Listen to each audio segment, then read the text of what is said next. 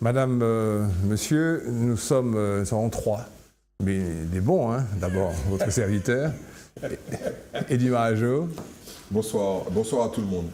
J'ai été interpellé, il faut que je le dise, par un téléspectateur guadeloupéen qui était de passage en Martinique, qui nous a dit « Fais attention à ça qu'a dit, parce que nous cas, gars des autres ». Oui. Donc rendons hommage aux Guadeloupéens qui nous regardent. Laisse-moi saluer Michel, présent, merci. Merci. Et puis revenir. Alors, ce qu'il faut que toi tu expliques aux gens, c'est que notre auditoire s'étale sur Plusieurs pays. Avec beaucoup de prétention à du pays. Donc plusieurs pays, des vrais pays, puisque Haïti c'est un pays. Et puis, on est quand même regardé en région parisienne. Ouais. Enfin, il faut que les gens le sachent. Oui, tout à fait. Enfin, en région parisienne, en France. Ouais. En France. Mais ce que je voudrais dire aux annonceurs, surtout, qui y a une sorte d'aimant vers les chaînes publiques. Tu veux dire un réflexe pas Un réflexe, un tropisme, qui est d'aller directement vers les grandes chaînes qui n'en ont pas tellement besoin. C'est surtout les chaînes publiques. Un test, qu'ils écoutent l'émission de samedi après-midi de Mano Gagné, avec de la musique, avec de la danse, avec des chants et tout ça, et qu'ils voient le public de Bouillante, de Déhais, de Pointe-à-Pitre, de Goyave qui appellent pour féliciter d'être plus nombreux que les Martiniquais. Ah ben oui. Parce qu'à la limite, l'émission de Mano n'existe peut-être pas en Guadeloupe. Oui, non, mais je te dis, le téléspectateur qui m'a arrêté en pleine rue, et le type m'a dit faites attention à ce que vous dites, parce que nous, on vous écoute. Il faudrait qu'on ait le temps de faire une émission pour la Guadeloupe. On peut mélanger les sujets. On peut choisir des sujets. On en a un aujourd'hui qui ressemble un petit peu à ça, on va essayer d'aller vite pour en parler. Okay. Alors, d'abord, la preuve qu'on nous appelle, parce qu'un ancien directeur à la retraite des services hospitaliers. Tu m'as fait peur, je crois que c'est ça. Non, mais eux aussi. Rassure-toi, eux aussi, pour diverses raisons. Ils nous regardent, ils nous écoutent. Et ils comprennent ce qu'on dit. Et si jamais je fais des réflexions, je le dis, c'est pas de l'insolence, c'est de la provocation, c'est comme ça que je suis, quoi. Il faut me prendre comme je suis. De toute façon, je survivrai. Et Dieu aussi, d'ailleurs. Alors, donc, je reviens à ce que je voulais dire. Il répond à Eddie Marajo pour dire que l'enquête sur la mort à l'hôpital, menée par l'IGAS, la mort à l'hôpital, dont on avait parlé la dernière fois, montre que plus de la moitié des Français, j'avais dit 75. Ah, non, c'est bon. Non, mais tu étais dans les normes. C'est plus que 50. Bon. B, tu avais dit 75%. Bon, non, il voulait préciser. Il dit, quand on parle de choses graves comme ça, 75, c'est pas... Bon, il lui dit plus que la moitié. Moi, j'estime que tu n'as commis aucune faute. Enfin, je dis quand même ça précisément. Je vais retrouver mes chiffres. Que plus de la moitié des Français meurent en établissement de soins, et notamment dans les hôpitaux publics. Plus d'un Français sur deux meurt à l'hôpital. Environ 58% des Français meurent dans un établissement de santé, c'est 58%, 49,5% dans un hôpital public et 8,4% en clinique privée. Parmi ceux qui meurent dans un système hospitalier. Voilà. Contrairement à ce qui est couramment affirmé, il a totalement raison, ce pourcentage ne tend pas à augmenter. On ne va pas croire. Ouais. Les hôpitaux, surtout le nôtre, ne sont pas des mourants, ne tuent pas. Et dans le même temps, 27% des Français environ meurent à domicile. Bon, alors, il en reste 15%, je ne sais pas, il meurt. Rajoute-les-moi, je vais arriver à 75. Rajoute-les-moi, je suis à 75 piles. Ils disparaissent, c'est ça, ils disparaissent. L'accident de la route, peut-être. Naturellement, l'accident de la route, etc. 15% d'accidents de la route, de morts dans la rue, ils disparaissent. Rappelez-vous qu'il y a moins de 3000 personnes qui meurent dans les accidents de la route chaque année. Tu veux les coller dans les hôpitaux. En tous les cas, en comparaison internationale, la France se situe dans une position intermédiaire pour le pourcentage de morts à domicile, tant pour les morts à domicile que pour les morts dans les établissements de soins. Alors, je veux que toi, en deux mots, tu nous expliques pourquoi la réunion actuelle de la Fed, qui donnera d'ailleurs ces résultats-là, laisse maintenant pendant que nous parlons, puisqu'on a à peu près la même heure que Washington, pourrait déboucher sur la première hausse des taux d'intérêt depuis 10 ans des taux d'intérêt américains. La Fed, c'est la banque centrale américaine. Et pourquoi ça serait une sorte de pataquès dans le monde Tout à fait. Voilà, alors, explique. Alors, en gros, la Fed, c'est la banque centrale des États-Unis, a adopté depuis 2008 une politique de taux zéro et même de taux négatif en ce qui concerne le taux du crédit, de façon à en gros, c'est la planche à billets, c'est-à-dire à financer l'économie de façon à combattre la tendance à la dépression et même à la récession. Et ça a provoqué... Comme on dit, l'argent bon marché, ça permet de créer de l'emploi, booster l'économie et le dynamisme des choses. Alors, l'effet de cette politique, c'est que ça accroît naturellement la dette américaine à l'extérieur, notamment à l'égard de la Chine, des Chinois, et ça peut provoquer, et ça provoque une surévaluation de la bourse, éventuellement, et la possibilité, et le risque de crash, de bulle. D'ailleurs, je profite pour en parler. Dans Justice, nous publions une interview du prix Nobel d'économie Joseph Stiglitz qui dit « il y a et il y aura un nouveau crash ». Donc, et la Banque centrale américaine envisage depuis longtemps de revenir à des taux positifs. L'augmentation des taux peut-elle être à l'origine d'un crash? Alors, l'augmentation des taux peut être à l'origine d'un crash parce que ça peut provoquer une contraction de l'économie. Oui. Et un écart encore plus grand, je résume, un écart plus grand entre ce qu'on appelle l'économie réelle et l'économie virtuelle. Artificielle, oui. Artificielle. En fait, le mécanisme qui est enclenché, c'est que quand vous augmentez le prix de l'argent, bien évidemment, les gens consomment moins d'argent, donc ils arrêtent d'investir, donc ils arrêtent d'acheter des actions, donc ils vendent des actions, donc la vente entraîne la chute des actions, donc la chute du crédit, etc. C'est un effet désastreux. Pour que ça soit concret, donnons l'exemple de la bulle immobilière ce qu'on appelle les subprimes. Alors il y a un deuxième effet, c'est que pour les pays émergents, ça peut provoquer une fuite des capitaux vers les États-Unis, puisque les capitaux étant mieux rémunérés sur le marché américain, étant plus élevés, ça veut dire que nous sommes là tranquillement, on mange notre petite tinée, notre petite morue, on va voir le Golden contre le Good Luck, et puis c'est notre son tient à des gens réunis à Washington et qui décident de 2 points, 3 points, et puis nous foutent en l'air. Bravo, messieurs. Le capitalisme, c'est quelque chose d'horrible, Michel. Le capitalisme, c'est quand même un progrès dans l'histoire, mais je crois qu'il est arrivé à maturité. Il a, à mon avis, épuisé toutes ses possibilités. Et surtout le capitalisme dans la forme actuelle, c'est-à-dire financiarisé. Qui ne correspond plus à une économie vraie, un développement économique. Et mondialisé, ce qui consiste à abaisser le niveau des salaires pour pouvoir augmenter le taux de profit. C'est tellement évident. Mais c'est tellement évident que je me demande pourquoi c'est la préoccupation des gens de l'affirmer. Qu'est-ce qu'on peut faire contre? C'est humain. Si tu peux gagner du fric sans rien foutre, tu vas rien faire, quoi. Tu vas exploiter les autres. Tandis que là, on arrive à un stade où on peut gagner encore plus d'argent, mais en régulant, en rationalisant un certain nombre de choses. Et il y a un certain nombre de gens qui disent dans l'économie capitaliste, bon, écoutez, on va passer à un autre stade du capitalisme, un capitalisme rationalisé, un capitalisme humanisé, parce que comme ça va nous ouvrir beaucoup plus de portes en termes de clientèle et on va gagner plus de fric, c'est tout. Alors, il y a aussi un certain nombre de capitalistes qui commencent à réaliser aussi que les ressources naturelles sont limitées et que de plus en plus, il y a un coût négatif de la destruction de l'environnement et des catastrophes naturelles. Absolument. C'est-à-dire le fait que de l'homme et de son environnement. Alors, si vous voulez, on va passer toujours à une autre conséquence du capitalisme, c'est l'immigration massive que subit l'Europe. Et on va faire ça un peu différemment. On ne va pas sortir pas les poncifs, on va faire les choses dont on parle beaucoup. Je vais vous poser des petites questions, vous allez essayer d'y répondre rapidement. Quelle différence on fait entre un migrant et un réfugié? Le réfugié est un migrant.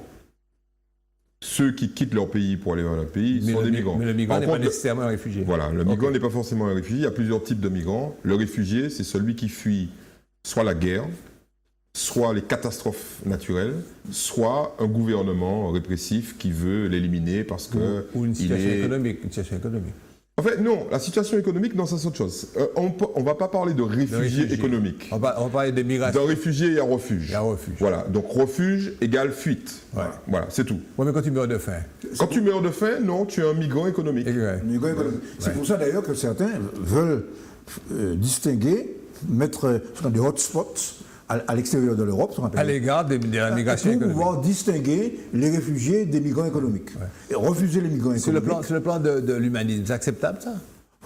Alors, le problème c'est qu'il y a quand même les accords de Genève, il y a des obligations également au niveau de l'ONU, qui précisent. Les pays ont en principe adhéré à l'idée qu'on doit donner de l'asile aux réfugiés. Oui.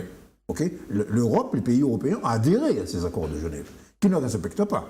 Mais ils ne sont pas obligés de recevoir, du point de vue juridique, les réfugiés, enfin les migrants économiques. C'est pour ça que je dis que sur le plan de l'humanisme. Mais sur le plan de l'humanisme. Est-ce que c'est acceptable? Alors, je te réponds tout de suite non. Voilà. Je te réponds tout de suite non, parce que je vais utiliser une expression d'un homme sur lequel j'ai des désaccords idéologiques, mais il a trouvé une bonne expression.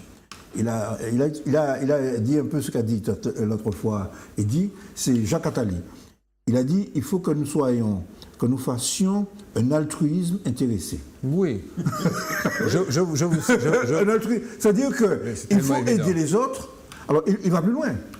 Il faut aider soi-même. Il a dit la semaine dernière, aux grandes dames de beaucoup y compris de gens, même de son propre camp, il a dit que si on continue comme ça, on va vers une guerre, une conflagration. Et que les migrants d'aujourd'hui, ce n'est rien par rapport à ce qui vient. Oui, c'est clair. Ce n'est qu'à l'avant-garde. Actuellement. Laissez-moi vous donner une citation de l'un d'entre eux. Même si la situation des réfugiés en Europe est désespérante, ceux-ci ne représentent même pas 1% de la population totale du continent. L'Europe est assez forte pour les accueillir. Voilà. Where is the problem? On est très lourd déjà, si on dit 1%. Où est le problème? Okay. Non, non. La problématique, elle n'est pas une problématique quantitative. Puisque bon, ils seront 150 000, 200 000. C'est une grosse plaisanterie. Un pays comme la France accueille, ne serait-ce que... Pour l'instant, on parle de 120 000. Oui, au total, sur l'ensemble de l'Europe. C'est-à-dire que sur un territoire qui... où habitent plus de 350 millions d'habitants. Bon, 200 000 ou 300 000 personnes, là, 150 000, c'est ridicule. Surtout que c'est ridicule par rapport au flux naturel de personnes d'origine étrangère arrivant sur le sol français. Donc, très concrètement, la France peut facilement absorber les 24 000. Laissez-moi vous donner le chiffre. Les 24 000 là, quelqu'un devrait... Sur 3 ans. 24 000 sur 3 ans. Alors que la France accueille chaque année... peut se permettre d'accueillir chaque année entre 150 000 et 200 000 étrangers chaque année. Bon, alors, j'ai relevé un chiffre intéressant. Les 24 000 migrants syriens que la France déclare vouloir accepter en 3 ans, c'est à raison de 1 000 € par migrant par place, ça fait 24 millions. Ouais. Un Rafale, c'est 84 millions. Alors, là, je pose un problème. C'est une question de choix politique. Ouais. Ou on fait des Rafales à 84 millions la pièce, ou on essaie de donner aux Syriens un espoir. Et rapporter à la Martinique, puisqu'il y a aussi une petite musique un peu xénophobe qui court dans notre pays, si à rapporter à la population de la Martinique, les 24 000, c'est 138 Syriens. Ouais. Bon. Comme nous avons une communauté syrienne déjà importante, il y a de fortes chances une bonne partie d'entre eux seraient accueillis. Absorbés. Absorbés. Ni vu ni connu. Donc nous sommes au niveau du fantasme. On est au niveau du fantasme de l'invasion, des hordes de gens qui vont... Voilà. Alors, plus les images qu'on montre à la télé. Alors, donc sur le plan de la rationalité, de la logique, il est bien évident que cette main-d'œuvre déjà formée, peu ou prou, qui vient est un enrichissement. Les Syriens, c'est des... Ils sont tous formés. Ils sont tous formés, hein, attention. Et puis en plus, ceux qui... Et les Irakiens aussi. Et puis en plus, ceux qui partent sont ceux qui, en quelque part, ont les moyens de partir, ont les moyens financiers, ont l'intelligence, et puis ont la capacité physique de supporter cette transhumance. Donc c'est un apport positif pour l'économie. D'ailleurs, les Allemands l'ont bien compris. Oui. Mais alors, j'y viens. J'y viens par mon expérience pratique. Est-ce que vous pensez que la France a la capacité d'intégrer, de former ces gens? Je ne parle pas des problèmes identitaires, des problèmes c'est des étrangers, c'est pas la France. Je ne parle pas de ces bêtises-là qui sont ignobles, qu'on vient d'évacuer, peut-être trop rapidement de revers de la main. Est-ce que la suprastructure, l'organisation de la formation continue, vous voyez ce que je veux dire? En France, est capable de réellement, tout de suite, rentabiliser et utiliser ces personnes-là? On est sur des nombres qui sont extrêmement faibles. C'est ça qu'il faut dire. Donc, j'ai cité les chiffres. La France accueille et intègre chaque année entre 150 000 et 200 000 personnes. Donc, 10% de ce chiffre-là réparti sur 3 ans, donc en fait 3% de ce chiffre, je veux dire, c'est évident que ça va aller vite, surtout que ce sont des gens qui ont un bon niveau d'éducation, c'est clair, qui ont, à mon avis, c'est un peu ce qui s'est passé. Alors, peut-être qu'il faut rafraîchir. Qu'est-ce qui s'est passé au moment de la guerre du Liban? La France a accueilli plus de 250 000 Libanais. Ils sont où? La France a accueilli, après la fin de la guerre du Vietnam, 150 000 Vietnamiens. Ouais. Elle a accueilli 250 000 Chiliens. Ouais. OK? Bon, je ne parle même pas de 1 million et quelques de pieds noirs. Ouais, tout à fait. Et qui ont été un des facteurs de ce qu'on a appelé les 30 Glorieuses, c'est-à-dire une croissance économique extraordinaire que la France a connue jusque dans les années 80. Donc tout ça, c'est des faux problèmes. Ouais. Complètement. Par contre, le problème de la migration économique, lui, il pèse. C'est lui qui peut. C'est là que trouve le bobo. Parce que derrière, on a un effet d'entraînement, la création de filières, la déstructuration de l'économie par la montée en puissance de l'économie parallèle. Là, c'est un vrai problème économique, social, etc. Bon, ça, il faut en parler, prendre plusieurs heures, expliquer. Mais la problématique des réfugiés, il faut arrêter. Messieurs, il y a un débat qui s'est ouvert, que je trouve dérisoire, mais c'est ça qu'on nous offre en campagne ou en pré-campagne de la CDM. C'est à propos de la préparation de la collectivité unique, la lettre de M. Letchimila Manet expliquant en quoi et pourquoi les chefs de service devraient normalement ne plus être démis de leurs fonctions à l'avènement de la CTM, mais qu'il y aurait un amendement de gouvernement qui aurait été fait. Alors il y a tout un débat, une polémique. Qui c'est qui veut expliquer en 2 mots et mettre les choses, Michel, mais techniquement, honnêtement, dirais-je. Je ne pense pas que ce soit un faux débat, c'est un révélateur. C'est un révélateur de quelque chose qui était sous-jacent, à mon avis, dans les personnels des deux collectivités. Tout à fait. Hein? Ça fait combien de personnes? Excuse-moi, Michel, ça fait combien de personnes? Je sais qu'il y en a 2000 à peu près au Conseil général. Non, il y a 4000 personnes au total, mais les personnes qui sont concernées là, c'est quelques dizaines. Que les chefs de service. Mais néanmoins, c'est révélateur de malaise qui est profond. Ouais. Alors, ce qui s'est passé, semble-t-il, il y a des faits qui sont vérifiés, d'autres qui ne le sont pas. C'est que, dans le cadre de la loi NOTRe et aussi de la loi sur l'outre-mer, sur la modernisation du droit outre-mer, qui a été entrepris par le gouvernement, le Sénat a repoussé un amendement visant à donner la prééminence des conseils régionaux sur les départements, bien qu'en France, il faut bien rappeler que les conseils régionaux... les régions, département veut dire conseil général. Conseil général. Les régions regroupent plusieurs départements. Bien oui. Bon. Les régions alors ici, et la différence essentielle, c'est qu'ici, on est toujours en région monodépartementale. Bon. Cet amendement a été repoussé au Sénat, il est arrivé, c'est là qu'il y a un problème, on ne sait pas très bien ce qui s'est passé, il est arrivé à l'Assemblée nationale, il a été examiné en commission. En première lecture. Et cet amendement a été réintroduit. Alors, certains disent que c'est Letchimy. Et que dit cet amendement? Alors, cet amendement dit que, entre autres, que dans les départements de collectivité territoriale unique, pour les 6 premiers mois, ce sera les emplois fonctionnels seront... Savoir de direction, des chefs de service. Seront ceux du conseil régional. Du régional. Bien. Alors, ça a été révélé par la députée de Guyane, Chantal Berthelot, qui a soulevé le lièvre, puisqu'elle est concernée, puisque aussi en Guyane, il y a la collectivité territoriale de Martinique. Et l'amendement qu'il a été présenté par le service chimique, ou qu'il a été, en tout cas, il a été repris par le gouvernement. Bon, donc, à ce moment-là, il y a eu une levée de bouclier au sein du Conseil général, dans les cadres supérieurs de ce Conseil général, et là, c'est là la fameuse lettre. Tu parles du communiqué de Letchimy et Manin, mais avant... Il y a une lettre de Manin adressée à tous les élus. C'est une erreur de communication massive. En réalité, il y a un vrai souci. Mais ce n'est pas celui-là. Ce n'est pas qui va gouverner. Le vrai souci, c'est de dire, pendant 6 mois... Qui c'est qui va... Pendant 6 mois, on préserve les emplois fonctionnels. Déjà, on préserve les emplois fonctionnels. Et qui va diriger? Ça, c'est une deuxième question, parce que il faut bien que quelqu'un prenne des décisions. Là, bon, ils ont appliqué, on va dire, la loi française. La loi française dit, si ça arrive en France... La prééminence républicaine. S'ils arrivent en France, c'est le conseil régional qui décide. Ils ont dit, bon, nous pouvons aller plus loin. On va faire ça. Donc, bon, ce qu'ils auraient dû faire, aussi de manière... Ils auraient dû en parler entre eux avant. Mais comme il n'y a pas de Jack à parler ensemble, c'est ça qui arrivait, voilà. Non, mais alors, la lettre de... Alors, ce qui a mis le feu aux poudres, c'est que Manin a écrit une lettre à la ministre de l'Outre-mer et aux députés. Et elle écrit ceci: Monsieur le député, c'est la lettre qu'elle a écrite à Jean-Philippe Linon, qui a utilisé ça, bien sûr. Évidemment. Ah, bien évidemment. On est en campagne électorale. Et avec beaucoup d'humour, d'ailleurs. Avec beaucoup d'humour.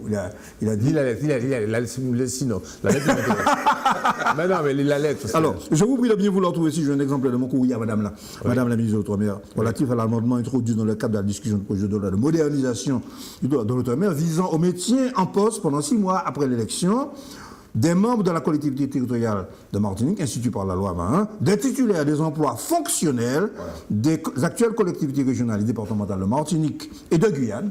Cet amendement qui institue implicitement une hiérarchie entre les départements et les régions a soulevé à juste titre les mois du personnel de ma collectivité.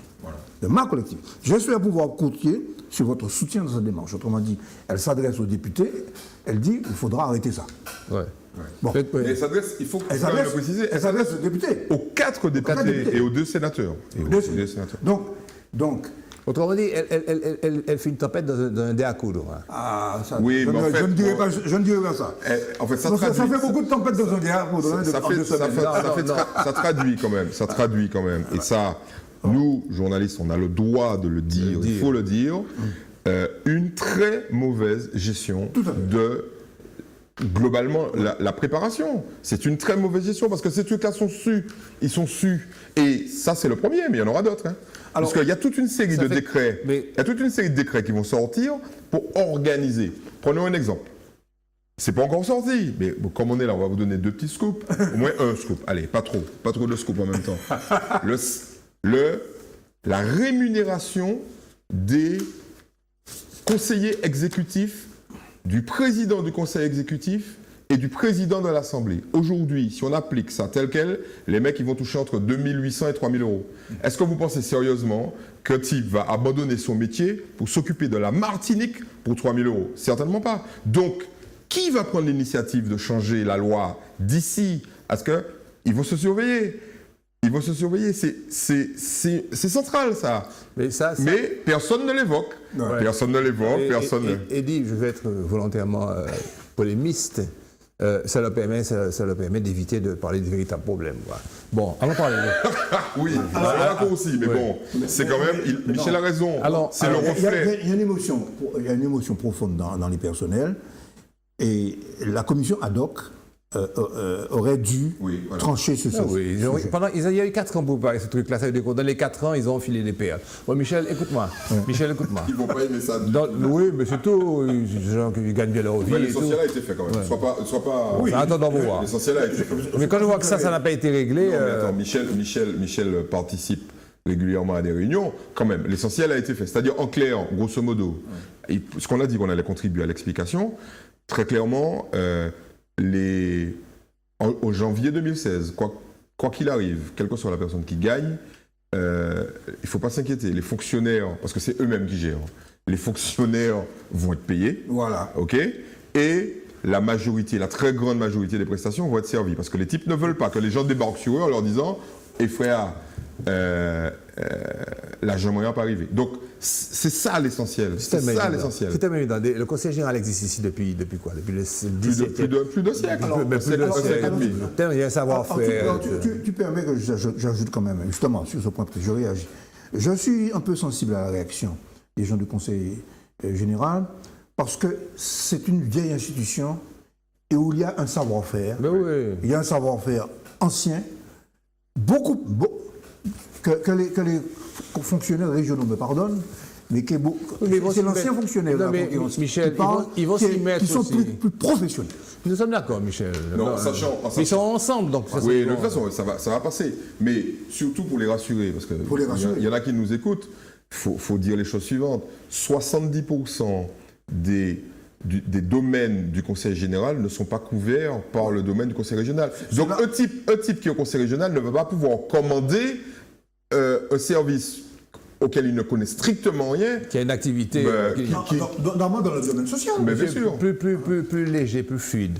Dans le cadre de sa tournée antillo-guyanaise du 8 au 16 septembre, l'équipe de France de judo est en Martinique. Cet événement, mis en place par la Fédération française, en début de saison, remporte un vif succès auprès des amoureux de la discipline. Toi, tu karatéka, mais quand même, ça t'intéresse. Oui, bien sûr. Bon, bien sûr. alors. Et moi, je crois que c'est une bonne initiative que de donner à la jeunesse l'exemple. D'autant que dans cette équipe de France, il y a beaucoup d'Antillais. Oui. Il faut rappeler ça.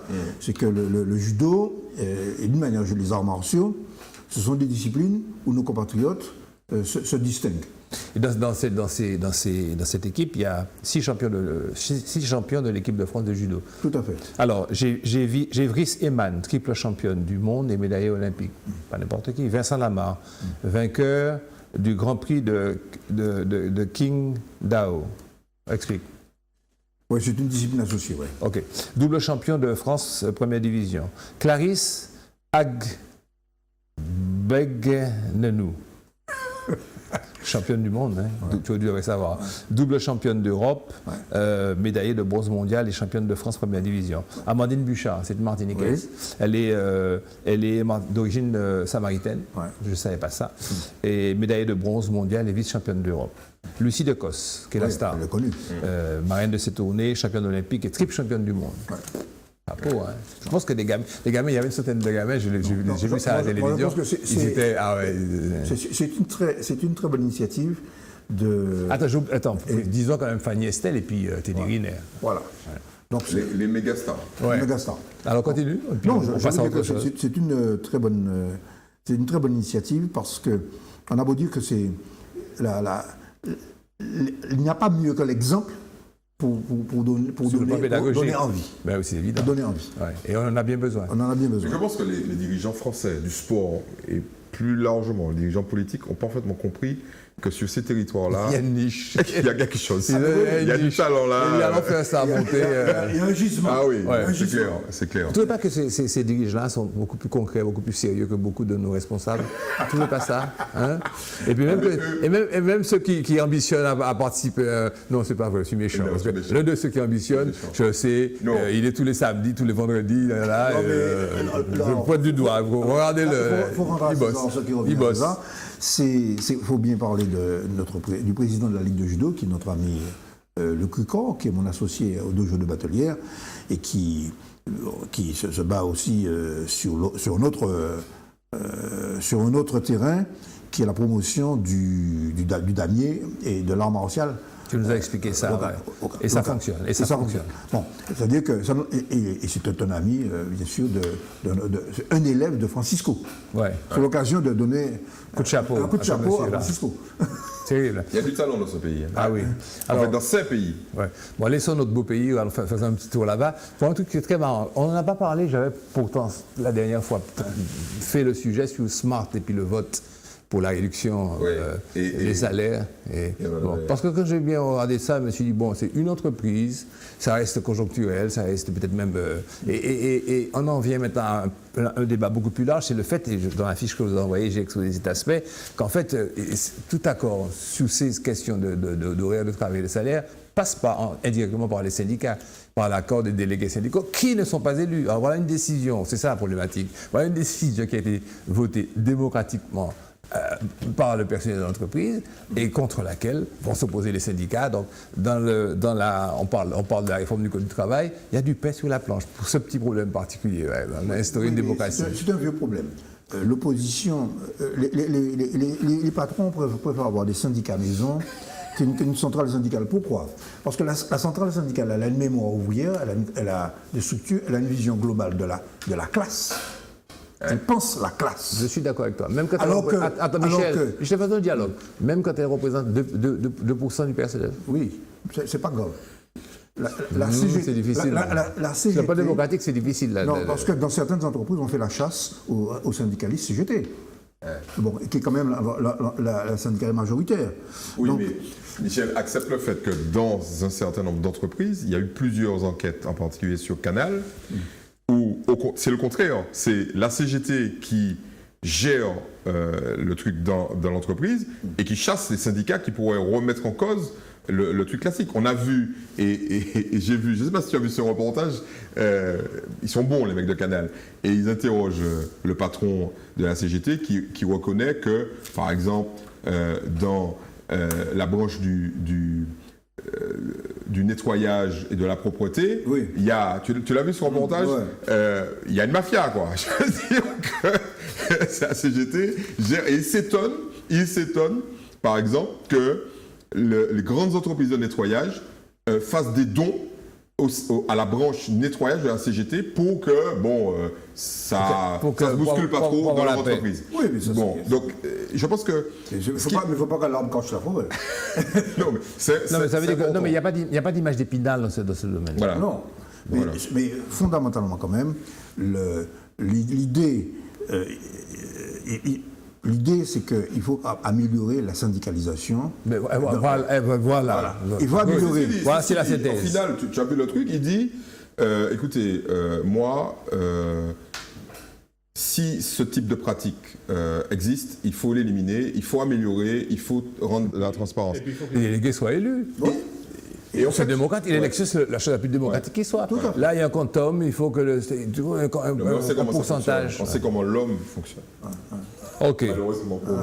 Monsieur, je voulais qu'on s'arrête un petit peu sur l'insurrection du Sud. On y va tambour battant. Je vous rappelle les faits et puis quelques questions sur quelques angles. On va parler, parce qu'il y a une demi-douzaine de bouquins écrits là-dessus. Mais comme ça vient là, c'est la commémoration. La semaine prochaine. La semaine prochaine. Ce samedi.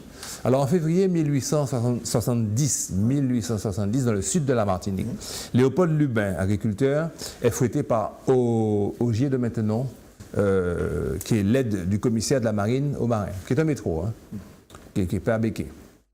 Lubin doit passer de passage, chemin étroit, je sais pas,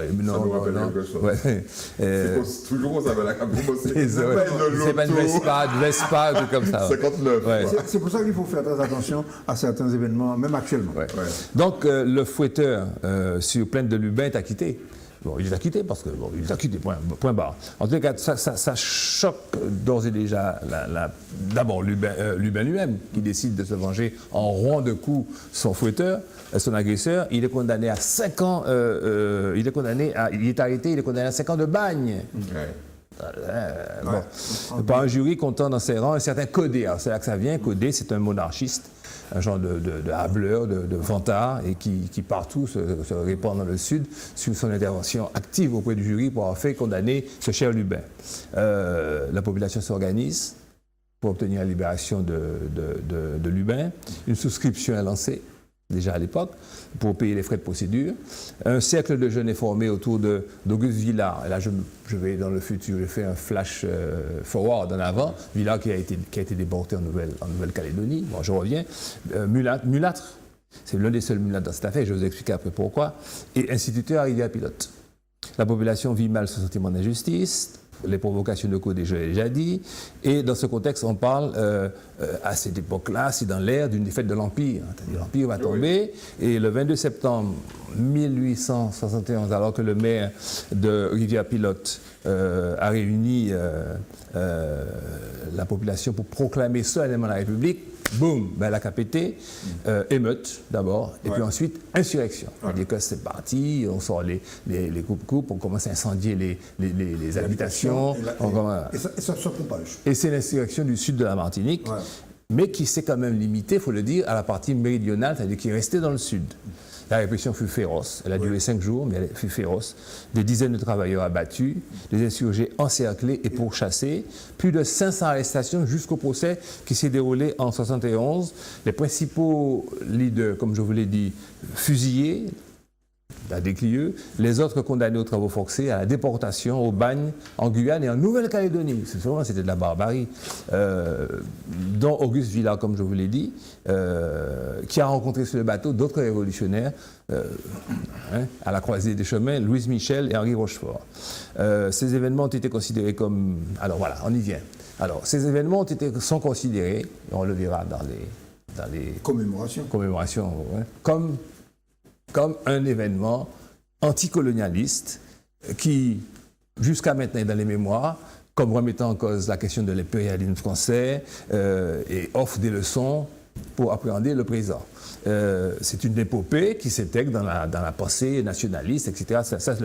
Il valorise un passé qu'on a arrangé, qu'on a mythifié, les ancêtres, ça donne une base, si vous voulez, à l'idéologie nationaliste. Et même mieux, on dirait que c'est à cette époque, on dit que c'est à cette époque que le drapeau vert, rouge, noir, rouge, vert. Ça a apparu, mais sans étude historique précise sur la question. Alors, ça c'est la première position. Deuxième position, il faut avoir une vision plus historique des faits. C'est un combat pour des revendications salariales, avec une part naturellement de lutte contre le traitement inhumain et puis la position dominante des Blancs, mais qu'en réalité, c'est un conflit-là, s'il n'y a pas de différence entre ça et puis février 2009, par exemple, ni non plus les différentes émeutes qu'il y a eu entre ces deux dates. Que la dimension coloniale, c'est ça que je vous interroge, bon, elle est le fait d'idéologues et que c'était un prolétariat rural et agricole qui se battait contre les inégalités salariales et mauvais traitements. Il n'y a pas de différence de nature entre ces combats et puis ceux des syndicats actuels. Sur ça, messieurs... Roule ma poule. Moi, ça m'intéresse parce qu'on prépare un numéro de nouveau magazine qu'on sort qui s'appelle Historial et on a bouclé et on sort quelque chose sur décembre 59. Et c'est la même dialectique. Est-ce que, comme le dit Fanon, c'est la preuve d'une révolution ou, comme le dit Césaire, il faut... Comme tu viens de le dire, prendre du recul par rapport à ça, remettre ça dans un contexte, c'est pas le grand soir, ok? Et là, le Parti communiste, par exemple, Armand Nicolas et Aimé Césaire se sont heurtés sur cette question, puisque Armand Nicolas est plutôt favorable à l'analyse de Fanon, en disant, attention, ça c'est bien la preuve d'une révolution, c'est le germe de la révolution, et Césaire qui dit, non, attendez, ne jetez pas le bébé avec l'eau du bain, n'allons pas trop vite, tout ça. Il faut rester plus mesuré et analyser les choses dans un contexte, en particulier un contexte socio-économique, etc. Moi, je dis que les deux sont liés. Après analyse, les deux sont liés. Aucune révolution n'est partie d'une réflexion philosophique, théorique sur les injustices. Ce n'est pas vrai. Il y a toujours ces déclencheurs. Or, les déclencheurs, c'est d'abord et surtout les inégalités. Et on est face là, dans cette situation, comme en décembre 59, de situations multiples et diverses d'inégalités. Et d'exploitation, de paupérisation. Voilà, et se traduisent à un moment donné par un clash qui peut être un clash raciste. C'est ça. Là, il y a un clash raciste. En décembre 59, il y a un clash raciste. Il y a une altercation sur laquelle il y a, on va dire, des invectives racistes, mais qui se calment parce que les deux individus vont boire un verre. Par contre, l'usage des CRS avec hyper réactive et hyper violente, voire raciste, remet le feu dans le truc. Voilà. Donc, Et à contre-temps, bon, ça oui, fait une parenthèse. trop tard, quoi. Les mecs sont en train de boire. Les mecs qui ont eu l'accident sont en train de boire. Alors, ce qui est intéressant, c'est que l'analyse historique nouvelle, en fait, cette nouvelle forme d'histoire, fait le lien entre l'anecdotique et, on va dire, le structurel. Et c'est ça qui est intéressant, parce que ça permet de relire, mais l'histoire c'est une réinterprétation permanente. Naturellement. C'est chaque génération va lire une lecture. Et puis il y a aussi des documents nouveaux qui sont découverts. Bon, la première brochure sur l'insurrection du Sud a été écrite dans les années 60, 70 par Armand Nicolas. Et il vient de sortir d'ailleurs dans Justice cette semaine, nous donnons... On verra plus tard les publications. Mais en tout cas, pour répondre à la question posée, je partage tout à fait à Martinique, en particulier, où la question économique, 1870, c'est la fin de l'esclavage, c'est le début des usines centrales, c'est le salariat à Martinique. Bon, donc la question de classe. C'est aussi la question raciale, la domination des béquets, et c'est le soutien des autorités françaises, oublié. Donc, en même temps, derrière, quelque part, la puissance coloniale est mise en cause. La justice coloniale. Le système est mis en cause. Alors, le système est contesté, mais il n'est pas attaqué. La question qui est en débat. Est-ce que subjectivement, objectivement, ils ont mis en cause le système? Mais est-ce que c'était dans leur intention? Subjectivement, il y avait des leaders qui avaient cette conscience? Très peu. Lacaille.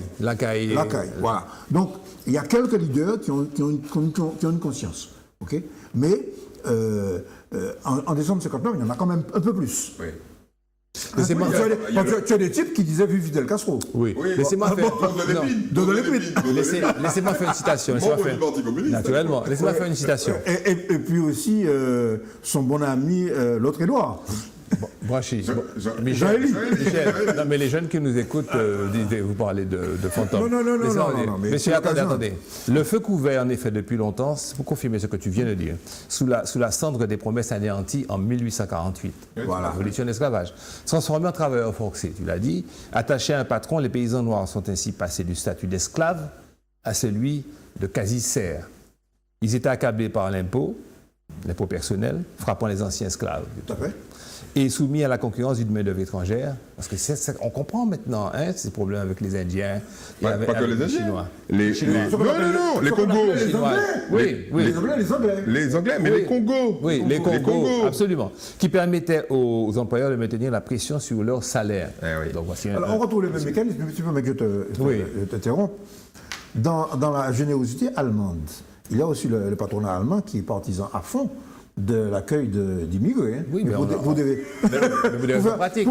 C'est du donnant-donnant. Parce qu'on ne trouve pas de main-d'œuvre, et puis pour écraser les salaires. Oui, mais alors on fait une parenthèse sur ça, et puis parce qu'ils ont la capacité de rentabiliser tout de suite ces immigrés. Ce que la fois, ça ne peut-être pas. Oui, ils font des tests. C'est génial, les mecs ils débarquent à la gare, ils font des tests, ils sont embauchés tout de suite. Oui, et je l'ai vécu, mais malheureusement, non, pas assez de temps que je vous raconte cette expérience. Mais ça, c'était pas les immigrés, c'était les inadaptés. C'était une mission européenne. Un projet européen auquel j'ai participé. Attends.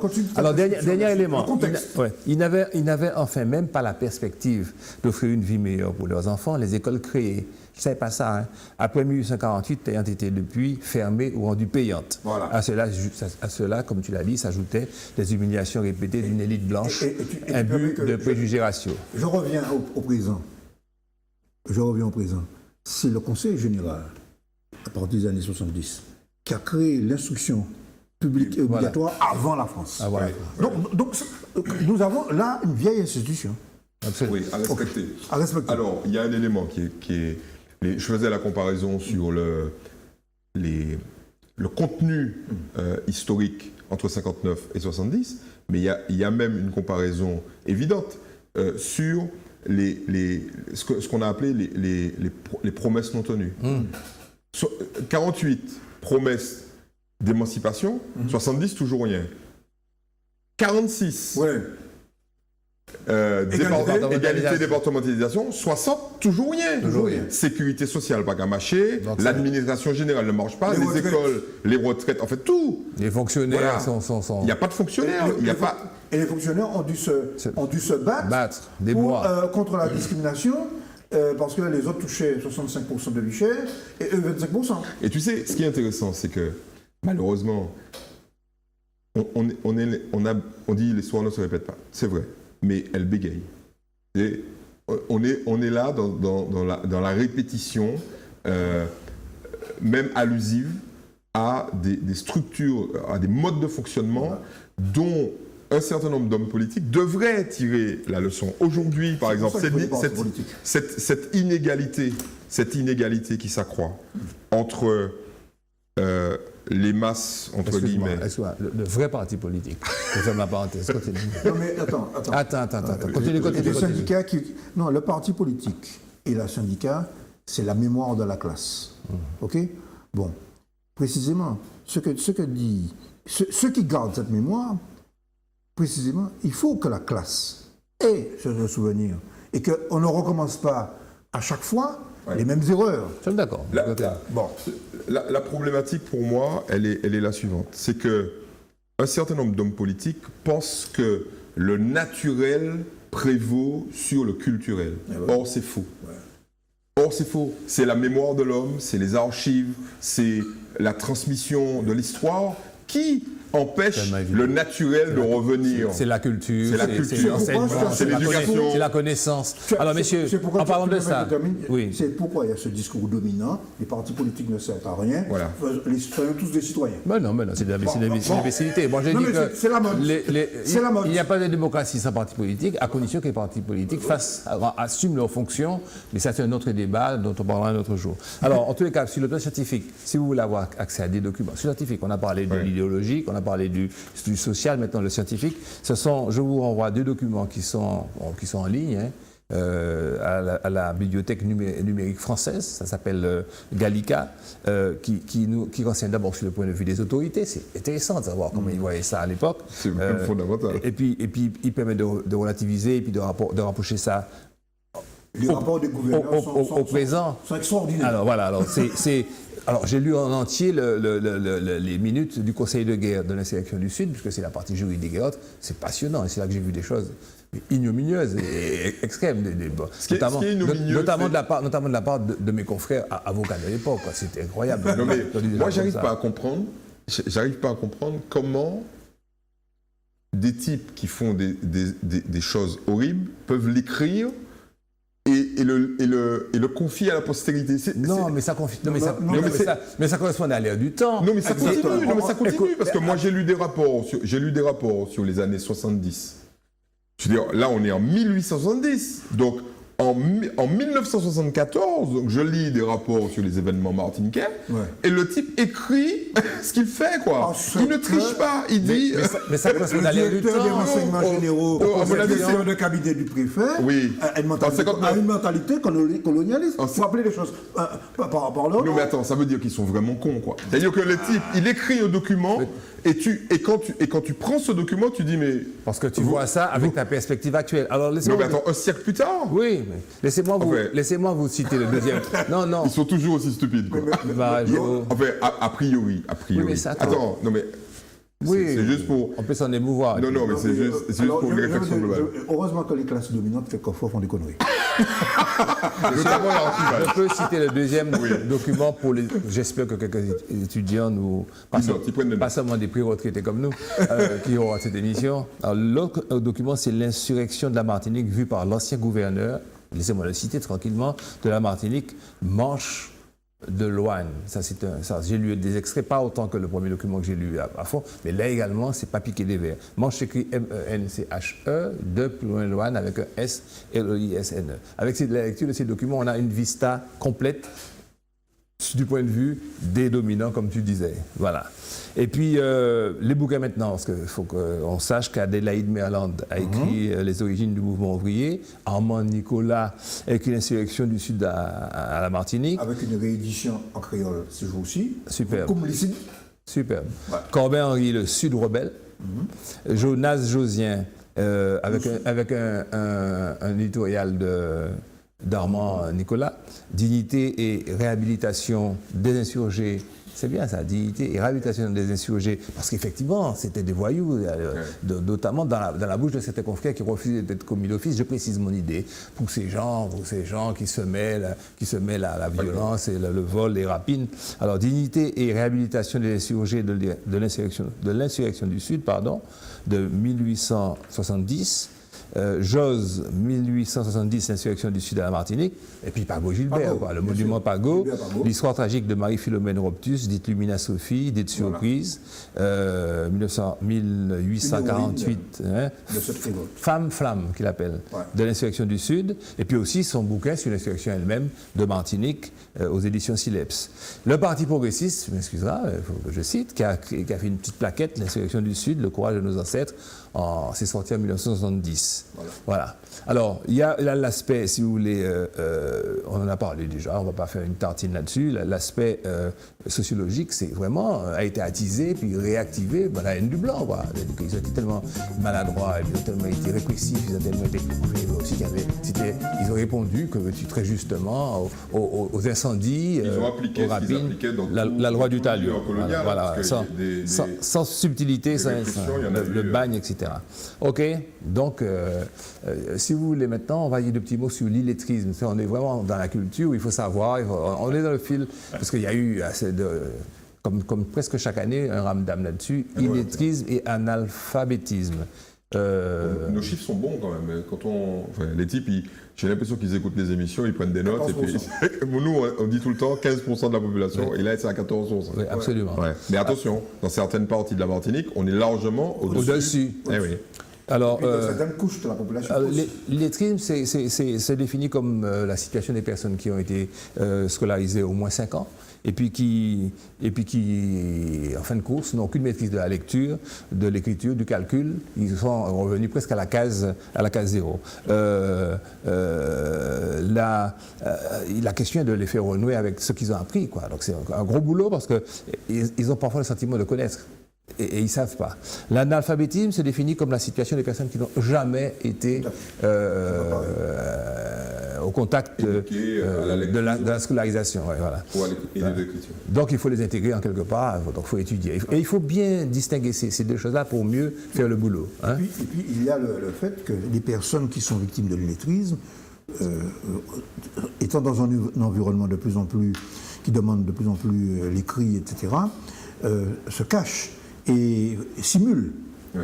Hein? Bon, il faut être habile pour savoir que quand vous utilisez certains mots, quand vous parlez de cette manière, que non seulement la personne ne comprend pas, mais quelquefois, elle comprend le contraire. Le contraire de ce qui est. Bon. La troisième catégorie, c'est les gens qui sont considérés comme ne maîtrisant pas le français, qui vivent ici, mais pour qui le français, c'est une langue étrangère. Donc, vous devinez qui c'est. Tous les Haïtiens qui, malheureusement, ne maîtrisent pas le français, pour qui le français est une langue étrangère, et qui sont là et qui vivent, et qui ont ce problème que tu dis, c'est-à-dire que tu leur parles et ils comprennent le contraire. Ça, c'est très important dans la relation, et également de développement économique au sein des entreprises. C'est moins dramatique. C'est moins dramatique que dans certains autres pays, tout simplement parce qu'on a une langue commune qui est le créole. Ouais. Et qui n'est pas écrite. Ouais. Qui n'est pas écrite. Donc qui ne touche pas à ce problème d'illettrisme. On ne peut pas être illettré en créole. Ouais. Sauf que un Haïtien analphabète en contact avec notre créole est perdu. Hein. Oui. Alors, d'expérience. Voilà. Néanmoins, le problème, notamment dans les relations professionnelles, pour l'avoir vécu, c'est que il faut aborder cette question de manière, je dirais, très pédagogique. Il ne faut pas, face à une personne de ce type, dire, bon, mon capron créole là même. Non. Il faut laisser la personne s'exprimer en français et puis vous vous exprimez en français et vous mettez quelques expressions créoles. Et puis à un moment donné, quand le contact est établi, quand on se regarde les yeux dans les yeux, à ce moment on dit, nous capron créole, Non, on ne dit même pas ça, on le pense. Alors, laissez-moi donner les chiffres. Tout à fait raison, tout à fait. Ta pratique, elle est bonne. 14% des Martiniquais sont concernés par l'illettrisme, soit 40 000 personnes. Tout à fait. 40 000 personnes colossal. sont illettrés. C'est colossal. C'est comme si c'était toute la population du Lamentin. Ouais. 16% des hommes et 13% des femmes. Il y a plus d'hommes illettrés que de...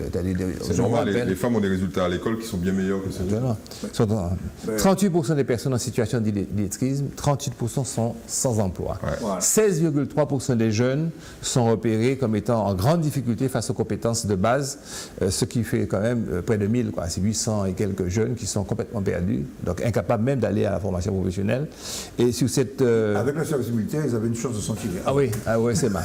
Et là, en tous les cas, la moyenne nationale est de 4%. Ouais. 4% en France et puis 16% ici. Ouais, tout à fait. C'est ça la continuité territoriale, une sorte de ruptus. L'enquête d'information vie quotidienne a été renouvelée à la demande de la préfecture en mars 2014, mais on n'a pas encore les résultats qui seront publiés, qui sont disponibles.